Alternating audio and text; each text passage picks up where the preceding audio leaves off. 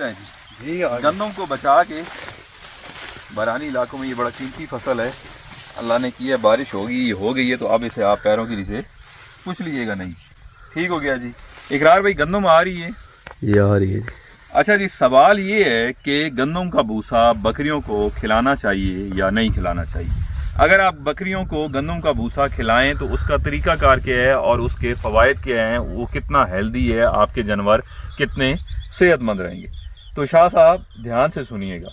सबसे पहली चीज़ तो ये है, बकरियों को, किसी भी जानदार को, इवन इंसानों को खुराक में क्या चीज़ चाहिए होती है। हमारी खुराक में प्रोटीन का होना ज़रूरी है, फैट होना चाहिए, कार्बोहाइड्रेट होने चाहिए, मिनरल्स होने चाहिए, विटामिन होने चाहिए। ये बेसिक बुनियादी और ज़रूरी चीज़ें हैं जो किसी भी खुराक में होनी चाहिए, चाहे वो बकरी की खुराक है, चाहे गाय भैंस की खुराक है, चाहे किसी इंसान की खुराक है। ठीक हो गया कि खुराक में आपको क्या चाहिए, ये क्लियर हो गया। अब बात करते हैं गंदम के भूसे की, जो आपका मेन सवाल है। क्योंकि गंदम का भूसा पूरे पाकिस्तान में, इवन आप शहर में भी रहते हों, बआसानी हर जगह दस्तयाब होता है। तो इस वजह से हर फार्मर की ये ख्वाहिश होती है, चाहे वो बकरी पाल है, चाहे गाय भैंस का उसका फार्म है, चाहे खोता है, चाहे घोड़ा है, कोई भी उसके पास जानवर है, उसकी ख्वाहिश होती है कि मैं गंदम का भूसा ही उसे खिलाऊं, उसका पेट भरूं और मेरे जानवर हेल्दी रहें, क्योंकि ये आसानी से और मुनासिब कीमत पे मिल जाता है। सम टाइम शॉर्टेज होती है, सर्दियों में तो महंगा भी हो जाता है, मगर आसानी से दूसरे चारा जात के मुकाबले में भूसा स्टोर करना भी आसान है, क्योंकि इसकी शेल्फ लाइफ ज़्यादा है। आप साल, 2 साल, 3 साल स्टोर कर लें, अगर गीला नहीं होता तो भी आप गंदम के भूसे को स्टोर कर सकते हैं। ईजिली अवेलेबल है। आज की डेट में आप किसी शहर में चले जाएं, आप जहाँ भी रहते हैं, आपके 10 किलोमीटर के रेंज में, एरिए में, चाहे आप शहर में चाहे देहात में, आपको गंदम का भूसा मिल जाएगा, अवेलेबल है। इसी तरह से ऐसे ही है। तो इस वजह से हर फार्मर की ख्वाहिश होती है कि मैं गंदम का भूसा ही खिलाऊं। अब देखें कि गंदम के भूसे के फ़वाइद क्या हैं। अब शाह साहब समझने वाली बात ये है, इकरार साहब, कि ये गंदम लगी हुई है। ठीक हो गया। इस गंदम को, इसका तना अभी सब्ज है, इसका आगे चल के भूसा बनना है। ठीक हो गया। अब इस गंदम को क्योंकि सब्ज है, मैं तोड़ लूँ तो इसकी न्यूट्रिशन वैल्यू अच्छी होगी। जो बेसिक चीज़ें हैं, carbohydrates, minerals, vitamin, protein, fat, energy, इसमें हर चीज़ मौजूद है। किसी भी चारे को जब आप खुश करते हैं, आप नोटिस करें, जितने भी खुश चारा जात हैं, मूंगफली का भूसा है, चने का भूसा है, ग्वारे का भूसा है, मूंगी का भूसा है, लूसन की है, मतलब जिस चारे को भी खुश करके बकरियों को या जानवरों को खिलाया जाता है, वो उस वक्त काटा जाता है जब उसमें कुछ नमी, कुछ हरियाली बाकी हो। चाहे 30% हो, चाहे 50। अब मूंगफली को हम काटते हैं, ब्लेड लगाते हैं, उस वक्त मूंगफली का तना हरा भरा होता है, काट के सूखने के लिए रखा जाता है। लूसन की आप हे बनाते हैं, जब उस पर 50% या 40% फूल आ जाए तो आप काटते हैं, उस वक्त वो हरा होता है, मतलब मरा नहीं होता। इसी तरह ग्वारा है, मूंगी है, जब भी इस फसल को काटा है वो 20%, 30% या 10% सब्ज होता है, उसमें जान होती है, वो बिल्कुल मरा नहीं होता। जब सब्ज 10% भी आप, 50% भी आप, 10% या 20% या 30% उसमें सब्जा, हरियाली, जान बाकी है, उस वक्त आप उसको काट लें, उसे सुखा लें, तो उसकी न्यूट्रिशन वैल्यू, ये जो बेसिक चीज़ें मैं आपको बताई है, minerals, vitamin, carbohydrate, fat, energy, protein, ये सारी चीज़ें उसके अंदर मौजूद रहेंगी, क्योंकि वो जिंदा आपने काट लिए, थोड़ा हरियाली, सब्जा उसमें बाकी था। अब गंदम के केस में क्या होता है, बाकी सारे चारे तो 20-30% सब्ज होते हैं, उस वक्त आप उन्हें काट लेते हैं। गंदम जब 100% ड्राई हो जाती है, खुश्क हो जाती है, डेड हो जाती है, इसका तना मर जाता है, सूख के अकड़ जाता है, उस वक्त इसको काटा जाता है। जब ये डेड हो गया, 100% सूख गया, इसकी न्यूट्रिशन वैल्यू जीरो हो गई। इसने अपनी सारी एनर्जी, सारी प्रोटीन, सारे मिनरल्स, विटामिन दाने के अंदर मुंतकिल कर दिए। बाकी सारे चारे आप कुछ ना कुछ सब्ज होते हैं, जान होती है, उस वक्त काट के आप सुखाते हैं तो ग़िज़ाइयत उनके अंदर चली जाती। मगर गंदम के भूसे को आप 100% ड्राई होने के बाद काटते हैं, थ्रेशर का प्रोसेस है, या वाइपर लगाते हैं, मशीन से काटते हैं, या आप खुद मैनुअली काटते हैं, ये थोड़ा हरा हो तो आप इसको नहीं काटते, ये ख़राब हो जाता है। गंदम पूरी तरह से इसका दाना पक जाता है, सूख जाता है दाना, इसके अंदर देखें दाने के ऊपर कितने लेयर हैं, कवर हैं। दाने के ऊपर 2-4 कवर हैं। अब इसको मैं अंदर से तोड़ूंगा तो इसके अंदर से ये देखें, इसके अंदर से क्या निकल रहा है, दूध। ये देखें, ये देखें दूध जैसा दाना है ना, ये देखें ये इतना कच्चा है। इसके ऊपर 3-4 लेयर होने के बावजूद अंदर दूध है। पहली लेयर सूखेगी, दूसरी सूखेगी, तीसरी सूखेगी, अंदर से दूध पक के पत्थर की तरह सख्त दाना होता है गंदम का, ये दाना बन जाएगा। तो आप सोचें जो उसके बाहर तना है, जो इसको लेके खड़ा है, तो उसकी हालत क्या होगी। वो 100% सूख जाएगा। उसके अंदर कोई नमी, कोई हरियाली, कोई सब्जा, कोई रस बाकी नहीं है, ये पूरा डेड हो गया। इस वजह से गंदम के भूसे की न्यूट्रिशन वैल्यू 0 है। इस वजह से गंदम के भूसे की न्यूट्रिशन वैल्यू 0 है। ना इसके अंदर प्रोटीन है, ना इसके अंदर मिनरल्स है, ना इसके अंदर विटामिन है, ना इसके अंदर कार्बोहाइड्रेट है। ये इसमें जस्ट फाइबर है। फाइबर के अलावा इसके अंदर कोई चीज़ भी नहीं है। अब होता क्या है, यहाँ पर मैं आपको बकरी फार्मर्स की एग्जांपल दूंगा, क्योंकि बहुत सारे लोग बकरियों से रिलेटेड हमसे सवाल करते हैं। अदरवाइज यही सेम चीज़ गाय भैंस पे, खोते घोड़े पे, हर जानवर पे जिसे आप गंदम का भूसा खिलाते हैं उस पे अप्लाई होती है। सो ये वीडियो हर किस्म के जानवर पाल लोगों के लिए फ़ायदेमंद साबित होगी। तो बकरियों की जब मैंने बात की, अगर बकरियों को आप भूसा खिलाते हैं, जाहिर है आप डायरेक्ट खुश्क भूसा नहीं देते। फार्मर क्या करता है, मुट्ठी चोकर की लेगा, मुट्ठी आटे की लेगा या मुट्ठी वंडे की लेगा। इस भूसे के ऊपर वो छटा दे के बकरी को खिला देगा। बकरी उस चोकर की या आटे की मुट्ठी के साथ इतनी सी, एक बकरी के से मुट्ठी आ जाती, इतना सा भूसा खा जाएगी। अब भूसा खाने का बाद बकरी का पेट ये फूला हुआ होगा, भरा हुआ होगा, उसने चोकर या आटे की लालच में भूसा भी खा लिए। अब होता क्या है, 24 आवर बकरी को यही खुराक दी जाती है। फार्मर उसे देखता है कि बकरी माशाल्लाह रजी हुई है, पेट भरा हुआ है, वो अपनी जगह पे मुतमिन रहता है। 6-7 दिन बाद, 10 दिन बाद जब यही मुसलसल खुराक उसे दी जाती है, क्योंकि बकरी को एक्चुअली सिर्फ मुट्ठी आटे की या चोकर मिल रहा है, भूसा तो न्यूट्रिशन वैल्यू उसकी 0 है। इस मुट्ठी आटे की कितने दिन बकरी सरवाइव करेगी, अपनी ताकत, अपनी सकत, जो उसमें जिन जान पहले की बाकी है, हफ्ते 10 दिन बाद उस बकरी का वजन भी गिरना शुरू हो जाएगा। वो बकरी दूध भी सुखा देगी और कमजोर भी ऑफ कोर्स हो जाएगी। तो फार्मर क्या कहता है कि बकरी के नीचे दूध ही नहीं है, बकरी का दूध कम है, बकरी तो दूध बच्चों को भी नहीं पिला सकती, बकरी कमजोर भी हो रही है, शायद बकरी बीमार थी, बकरी में कोई मसला है। आप उसको दे क्या रहे हैं, मुट्ठी आटे की या मुट्ठी चोकर की 24 घंटे में। जिस भूसे को खिला के, गंदम के भूसे को खिला के आप समझ रहे हैं कि बकरी का पेट भरा हुआ खुराक तो मैं इसे पेट भर के दे रहा हूँ, एक्चुअली उसकी न्यूट्रिशन वैल्यू कुछ भी नहीं है। उसको एनर्जी भी चाहिए, आपकी बकरी को प्रोटीन भी चाहिए, डेली मिनरल भी चाहिए, विटामिन भी चाहिए, फैट भी चाहिए। इनमें से कोई चीज़ भी आपको बकरी को आप नहीं दे रहे, तो आपकी बकरी ने दूध भी सुखाना है, कमज़ोर भी होना है। जब जानवर कमज़ोर होगा, खुराक की कमी होगी, उसे 50 किस्म की बीमारियां आएंगी।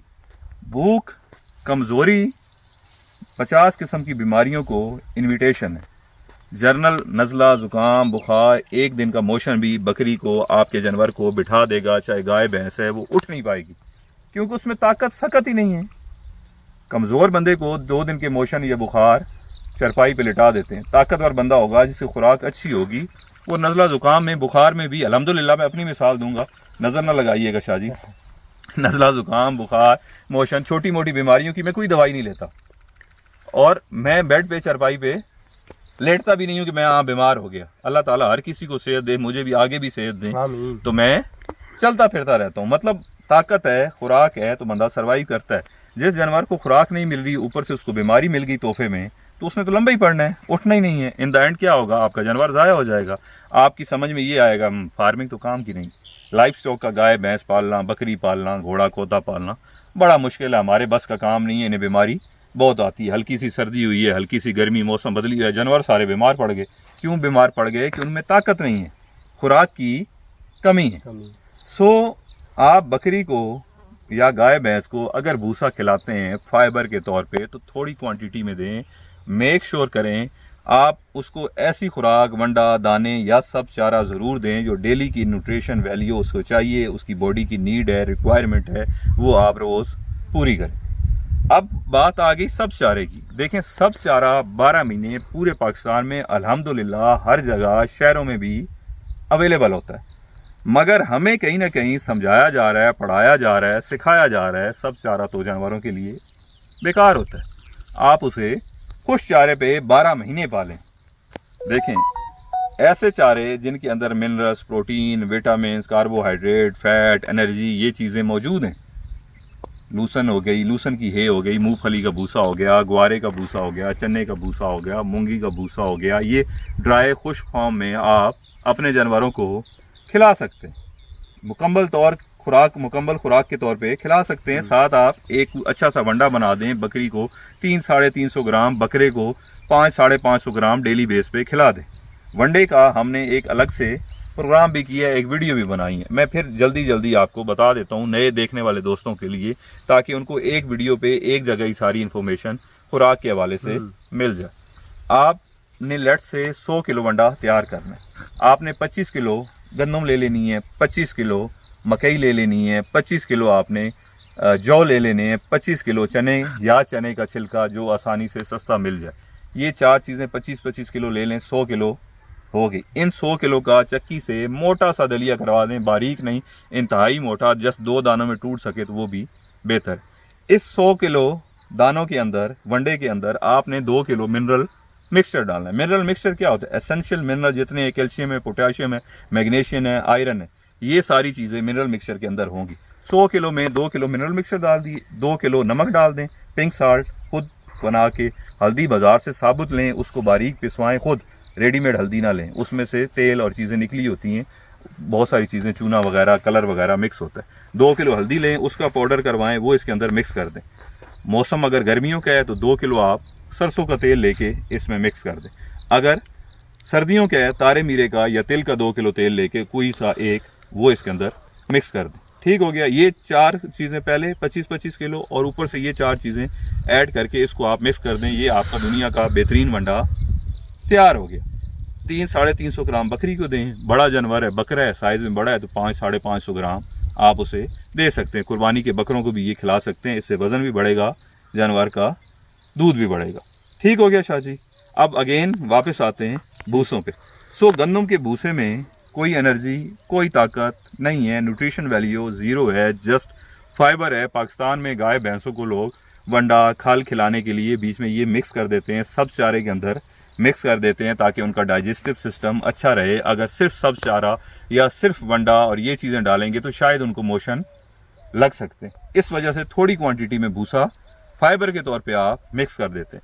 अब बात हो रही थी सब्ज चारे की, तो सब्ज चारा दुनिया का सबसे बेहतरीन चारा है अगर ये आपको अवेलेबल हो, और खुशकिस्मती से शहरों से लेके गांव तक 12 महीने पाकिस्तान के अंदर सब्ज चारा मौजूद है। शहर में 150 रुपया महंगा होगा, गांव में 150 रुपया सस्ता मिलेगा। अगर आप खुद लगा लें तो इंतहाई सस्ता मिलेगा। अगर आप शहर में रहते हैं, 2-4 बकरियां शौक के लिए पालते हैं या सीखने के लिए पालते हैं, तो आप चारा सब्ज खरीद के डाल सकते हैं। ये दुनिया की बेहतरीन खुराक है। हम फॉलो करते हैं यूरोप को या बाहर के तरक्की याफ्ता मुल्कों को कि वो 12 महीने अपने जानवर, चाहे गाय भैंस है, चाहे बकरी है, चाहे घोड़ा है, चाहे खोता है, कोई भी जानवर जो पाल रहे हैं उसे वो खुश चारे पे रखते हैं। तो उसकी एग्जाम्पल, उसकी मिसाल हमें दी जाती है और हम भी उसको फॉलो करते हैं। देखें, उधर 6-6 महीने, 8-8 महीने सब्ज चारे की किल्लत होती है, वहाँ बर्फ़ पड़ती है। हमारा मौसम अल्हम्दुलिल्लाह ऐसा है कि 12 महीने सीजनल मौसमी फसल हमारे पास इतने मौजूद हैं, मौसम भी मौजूद हैं कि 12 महीने सब्ज चारा हमारे पास मौजूद रहता है। ये सब्ज गंदम हम अभी तक फीड कर रहे हैं। अगर उस तरफ कैमरा लगा के थोड़ा दिखाएं जी, ये देखें बरसीम लगी है, गंदम लगी हुई है जिसको पानी लगता है, वो लश ग्रीन है, अभी तक हम काट के खिला रहे हैं। सब्ज चारा 12 महीने अवेलेबल है। सब्ज चारा बेहतरीन खुराक है, उसके अंदर बेसिक जितनी चीज़ें, सारी चीज़ें मौजूद हैं। प्रोटीन भी है, एनर्जी भी है, फैट भी है, कार्बोहाइड्रेट भी हैं, मिनरल्स भी हैं, विटामिन भी हैं आपके सब्ज चारे के अंदर। खुले दिल के साथ, धड़ल्ले के साथ 12 महीने आप सब चारे पे बकरियां पाल सकते हैं, और ये प्रायोरिटी होनी चाहिए, ये आइडियल है। फर्स्ट आपकी ख्वाहिश या ऑप्शन आप सब चारे का रखें। सब चारा अवेलेबल नहीं है, सर्दियों के मौसम में नहीं है, या आप ऐसी जगह के हैं आप समझते हैं सब चारा महंगा है या मौजूद नहीं है, तो आप खुश चारा भी खिला सकते हैं।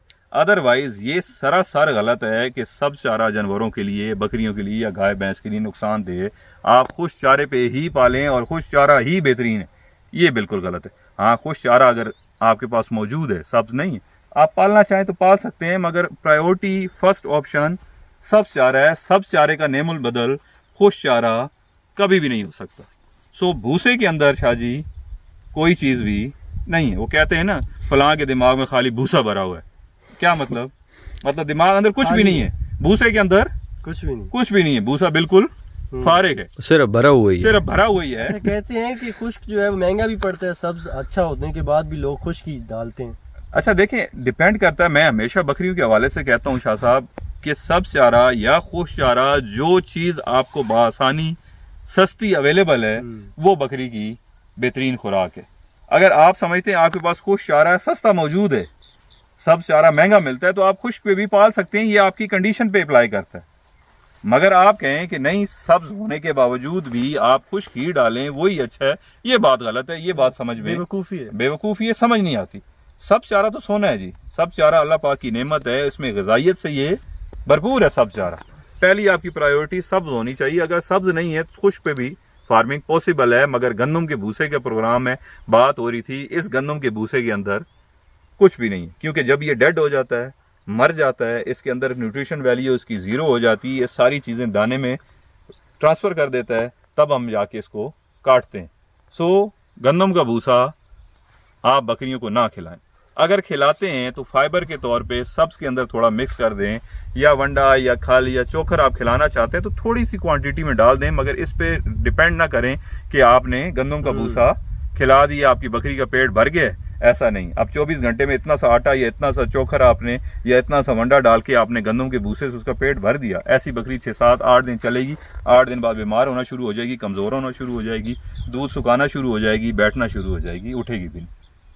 शायद साहब क्लियर हो गया? बिल्कुल ठीक है। गंदम के भूसे के बारे में और कोई सवाल, कोई इससे रिलेटेड आपके ज़हन में आता है तो वो भी आप पूछ सकते हैं। अभी ये बिल्कुल खाली हो जाता है, जो खुश्क तना हो जाता है, सारी अपनी जान उसमें दानों में छोड़ देता है, और फिर भी लोग कहते हैं कि यही बेहतर होती है। नहीं बेहतर ना, यही तो एक्सप्लेन किया ना। देखें, अब तो हर बंदा स्टडी कर सकता है, आपके पास मोबाइल है, आप गूगल कर लें, ChatGPT है, बहुत सारे ऐसे प्लेटफॉर्म है, यूट्यूब है, फेसबुक है, हर जगह इन्फॉर्मेटिव वीडियोस भी पड़ी हुई हैं, आप खुद से भी स्टडी कर सकते हैं। गंदम की भूसे की न्यूट्रिशन वैल्यू 0 है, जस्ट फाइबर के अलावा इसमें कोई चीज़ भी नहीं है, तो फिर इसका फ़ायदा क्या? हाँ, बाकी चारा जहाज जिस तरह से मैंने समझाया, क्योंकि सब्ज होते हैं उनमें कुछ ना कुछ हरियाली ताकत होती है, वो डेड नहीं होते। जब उन्हें काट के सुखाया जाता है तो ग़िज़ाइयत उनमें महफूज हो जाती है। गंदम का भूसा 100% सूख जाता है, मर जाता है तना इसका, तो इसको काटा जाता है। जब इतना ये सूख जाता है, देखें दाना अंदर से पक के पत्थर हो गया, जिसके ऊपर 3 कवर भी हैं, तो तने का क्या हालत होती है? आप खुद देखते हैं ना, भूसा डायरेक्ट गंदम काटते हैं, थ्रेशर से गुजारते हैं, कितना ड्राई फॉर्म होता है, उड़ रहा होता है हवा में। अगर उसमें हल्की सी नमी हो तो थ्रेशर में से भूसा बनेगा ही नहीं। उसको ऐसे चबा के थ्रेशर या कटाई वाली मशीन उसको चबा देगी, वो कटेगा ही नहीं, भूसा उसका बनेगा ही नहीं। कि अगर उसमें हल्की सी भी नमी होगी, वो 100% ड्राई डेड होता है, धूल की तरह भूसा, थ्रेशर लगती है तो उड़ रहा होता है, क्योंकि इतना वो सूखा होता है, वो मर चुका होता है जब हम उसको काटते हैं। अगर ये गंदम अभी इसमें हरियाली बाकी है, ठीक है ना, इसको काट के आप ड्राई कर लें, इसके अंदर ग़िज़ाइयत है। अच्छा, इसके अंदर, इसको आप काट के ड्राई करें, इसका भूसा बनाए तो इसके अंदर ग़िज़ाइयत है। मगर जब ये 100% डेड होने के बाद आप इसको काटेंगे तो फिर इसकी न्यूट्रिशन वैल्यू 0 हो गई। कोई भी चारा है, अगर आप ग्वारे को, लूसन को, उनको भी आप 100% ड्राई होने के बाद काटेंगे तो उसकी भी न्यूट्रिशन वैल्यू 0 हो जाएगी। आप लूसन को, बरसीम को, ग्वारे को, चने को, मूंगफली को उस वक्त काटते हैं जब उसमें हरियाली थोड़ी बाकी होती है, चाहे 20% हो, चाहे 10% हो, चाहे 30% हो, उसके अंदर जान होती है। आप काटने के बाद उसको ड्राई करते हैं। गंदम को आप ड्राई नहीं करते, डायरेक्ट काटते हैं, थ्रेशर में डालते हैं, धूल की तरह भूसा उड़ता है, ये इतना ड्राई हो चुका होता है, मतलब ये फुली कंप्लीटली मर चुका होता है, डेड हो चुका होता है जब आप उसे काटते हैं। तो इसके अंदर भूसे में कोई ताकत नहीं। अब इसके बाद अगर कोई सवाल हो तो मैं कहूँगा कि वो भी भूसा ही है, उसके अंदर भी कुछ नहीं है। सो क्लियर हो गया जी? कोई डाउट इससे रिलेटेड, कोई सवाल? चलें जी, कमेंट सेक्शन में आप इससे रिलेटेड कोई भी अगर सवाल हो तो आप पूछ सकते हैं, इंशाल्लाह ताला आपको फिर भी एक्सप्लेन कर देंगे। अपना बहुत ख्याल रखिएगा, शुक्रिया, अल्लाह हाफिज़।